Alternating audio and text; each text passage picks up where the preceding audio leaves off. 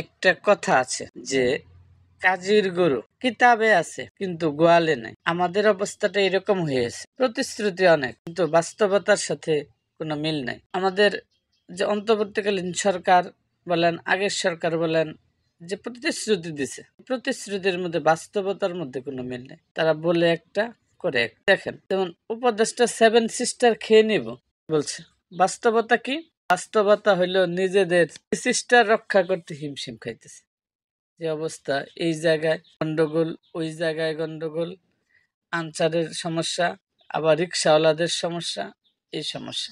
মৎস্য ও প্রাণী সম্পদ উপদেষ্টা বলেন ভারতে ইলিশ যাবে না, আমাদের দেশের মানুষ আগে খাবে পরে ভারতে ইলিশ দেবে।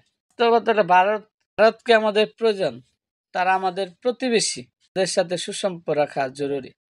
তাহলে আগে কি সুসম্পর্ক রাখা জরুরি ছিল না? যখন আপনারা বললেন যে বাংলাদেশের মানুষ আগে ইলিশ খাবে পরে দেবে।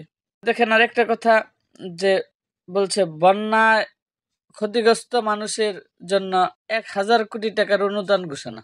1000 কোটি টাকার অনুদান ঘোষণা যে করলেন, বাস্তবতায় আপনি দেখেন, বন্যায় ক্ষতিগ্রস্ত মানুষদের যে 1000 কোটি টাকা আপনি অনুদান ঘোষণা করলেন, 1000 টাকার অনুদান পাওয়ারও খবর নেই।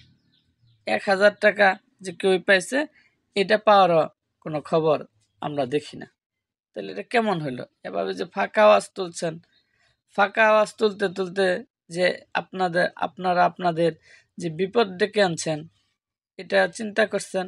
এদিকে একটু খেয়াল করা ফাঁকা আওয়াজের প্রতি। ভাইরা, আজ এই পর্যন্ত।